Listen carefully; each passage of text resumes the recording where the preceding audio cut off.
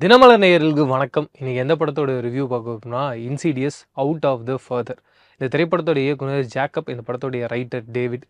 இன்சீடியஸை பொறுத்த வரைக்கும் நம்ம ஊரில் எப்படி காஞ்சனா, அரண்மனைலாம் இருக்கோ, அதே மாதிரி ஹாலிவுட்டில் இதுக்கு ஒரு பெரிய ஃப்ரான்ச்சைஸ் இருக்குது. அந்த ஃப்ரான்ச்சைஸில் நான் எல்லா படங்களும் பார்த்துருக்கேன். அதில் மிக முக்கியமாக ஃபஸ்ட்டு 2 பார்ட் அது வந்து படு பயங்கரமாக இருக்கும். கண்டிப்பாக நீங்கள் அந்த படங்கள் பார்த்தீங்கன்னா வந்து மிரண்டுருவீங்க. அந்த அளவுக்கு உங்களை பயம்புறுத்தும். அதுக்கு அடுத்தடுத்து வந்த பார்ட் எல்லாமே அந்த அளவுக்கு சுவாரஸ்யமாக இல்லை. அதுக்கு காரணமாக நான் என்ன பார்க்குறேன்னா, எப்பயும் ஒரு கதையோட பேட்டர்ன் இதுதான் அப்படின்றது தெரிஞ்சிருச்சுன்னா ஆடியன்ஸுக்கு எங்கேஜிங்காக இருக்காது. அந்த ஃபார்முலா இப்படி தான் போகுன்றது ஆடியன்ஸால் கெஸ் பண்ண முடியும். அப்படி இருக்கும்போது அந்த கதை சுவாரஸ்யமாக மாறாது. அதுதான் இந்த படத்தோடைய அடுத்தடுத்த பார்ட்டுடைய வீழ்ச்சிக்கான காரணமாக நான் பார்க்குறேன். ஆனால் இந்த பார்ட்டில் மறுபடியும் பேக் டு த ஃபியூச்சர் அப்படின்ற மாதிரி பயங்கர ஸ்ட்ராங்காக இன்சீடியஸோடைய அந்த ஒரு கதை காலத்தோட இந்த டீம் வந்திருக்காங்க. இந்த படத்தோட பெரிய ப்ளஸ் பாயிண்ட்டாக நான் பார்த்தது, ஃபர்ஸ்ட் ஆஃப் ஆல் அவங்க வந்து பழைய அந்த ஃபார்முலாவையும் மிஸ் பண்ணல. புதுசாக ஸ்க்ரீன் பிளேயில் என்ன பண்ணணும் அப்படின்றது அவங்களுக்குள்ள ஒரு பெரிய கிளாரிட்டி இருந்தது. அதுதான் இந்த படத்தோட ஒரு பெரிய ப்ளஸ்ஸாக பார்க்குறேன். மிக முக்கியமாக படத்தோட ஃபர்ஸ்ட் ஹாஃபில் ஒரு குழந்தை ஒரு அம்மாவை காட்டுறாங்க. அந்த அம்மா ரொம்ப டிஸ்டர்ப்டாக இருக்காங்க. தொடர்ந்து அந்த குழந்தைக்கு அந்த அம்மா மேலே ஒரு சின்ன பயம் ஆரம்பிக்குது. அதுக்கப்புறம் கோபமாகுது. அதுக்கப்புறம் வெறுப்பாகுது. அதுக்கப்புறம் அம்மா ஏன் இப்படி பண்ணுறாங்க அப்படின்றது புரிஞ்சிக்கவே முடியல. ஒரு நாள் அவங்க கண் எதிர்க்க அவங்க அம்மா சூசைட் பண்ணி இறந்து போகிறத அவங்க பார்க்குறாங்க. கட் பண்ணால் அதே குழந்தை ஒரு சில வருஷங்களுக்கு அப்புறமா பெரிய லேடியாகவே மாறிடுறாங்க. அவங்களுக்கு அதே மாதிரியான ஒரு பொண்ணு இருக்காங்க. அதே வீட்டில் அவங்க தங்கிக்கிட்டு இருக்காங்க. திடுதிப்புன்னு மீண்டும் அவங்க அம்மா வாழ்க்கையில் என்னென்னலாம் நடந்ததோ அது இப்போ இந்த பெரிய பொண்ணு ஆனதுக்கப்புறம் இவங்களுடைய வாழ்க்கையில் நடக்குது.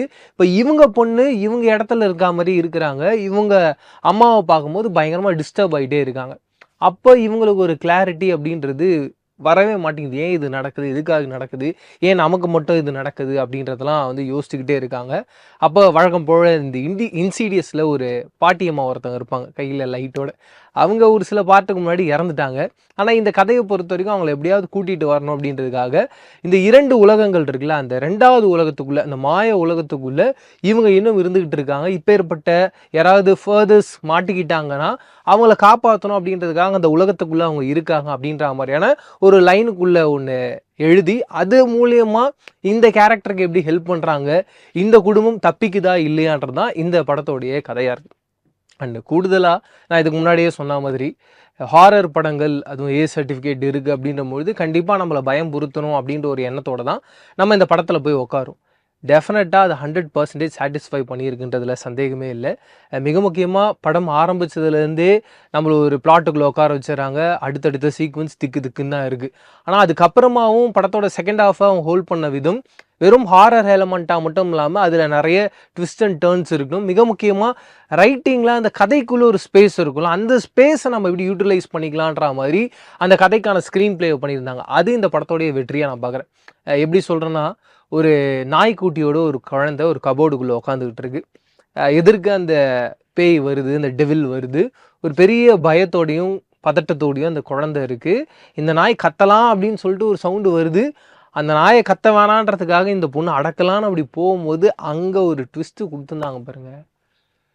எப்பா ஏன்டாப்பா இப்படிலாம் பண்ணுறீங்க, பயம்புறுத்தலாம், அதுக்குன்னு இந்த மாதிரி அம்மா பண்ணுறது அப்படின்ற மாதிரி இருந்தது. இப்படி படத்தோட செகண்ட் ஹாஃப் ஃபுல்லாக நிறைய விஷயங்கள் சொல்லாண்டு மிக முக்கியமாக ஒரு அம்மா அப்படின்னு வந்துட்டாங்கன்னா அந்த அம்மா அந்த குழந்தையை காப்பாற்றுறதுக்காக எந்த அளவுக்கு எக்ஸ்ட்ரீமுக்கு போவாங்கன்றத இந்த படம் மூலயமா டேரக்டரும் ரைட்டரும் காமிச்சிருந்தாங்க. அது ரொம்ப உண்மையாகவும் கண்டிப்பாக எந்த அம்மானாலும் இப்படி ஒரு முடிவை தான் எடுப்பாங்க அப்படின்ற ஒரு எண்ணத்தையும் நமக்கு இந்த படம் பார்க்கும்போது தெரியுது. ஏன்னா அந்த குழந்தை சந்தோஷமாக இருக்கணுன்றதுக்காக அந்த அம்மா அவங்க உயிரையே தியாகம் பண்ணுறாங்க அப்படின்ற அந்த சீக்வன்ஸ், அந்த பிளாட் இருக்குல்ல, அது இந்த கதையை இன்னும் அடுத்த லெவலுக்கு ரொம்ப எமோஷ்னலான ஒரு கனெக்டை ஆடியன்ஸ்குள்ளே ஏற்படுத்துது. Music, cinematography, editing, overall makeup, இந்த படத்துக்கான கிராஃபிக்ஸ்னு ஓவராலாக ஒரு பர்ஃபெக்டான சூப்பரான ஒரு ஹாரர் படத்தை நம்ம கண் முன்னாடி நிறுத்தியிருக்காங்க இந்த டீம் அப்படின்னா சந்தேகமே கிடையாது. இது தாண்டி நீங்கள் இன்சீடியஸ் படம் பார்த்துருந்தீங்க இல்லை பார்க்க போகிறீங்கன்னா உங்களுடைய கருத்துக்கள் என்ன, அண்டு என்ன மாதிரியே அந்த நாய்க்குட்டி சீக்வன்ஸில் நீங்களும் மிரண்டு போனீங்களா? இப்படி நிறைய சீக்வன்ஸ் படத்துக்குள்ளே இருக்குது. நான் பெரிய அளவில் அதை சொல்லி உங்களை வந்து ஸ்பாயில் பண்ண வேணான்றதுக்காக நான் எதுவும் சொல்லாமல் இருக்கேன். அப்படி என்ன இருந்ததுன்றதை கமெண்ட் செக்ஷனில் உங்களுக்கு ஷேர் பண்ணிக்கோங்க. கண்டிப்பாக நானும் உங்கள் கூட ஷேர் பண்ணிக்கிறேன். வேறு ஒரு இன்ட்ரெஸ்டிங்கான ஒரு ரிவ்யூவில் சந்திக்கிறேன். அது வரைக்கும் டாடா பாபாய் சொல்லிக்கிறது நான் உங்கள் பிரவீன் கேஎஸ். பாய்.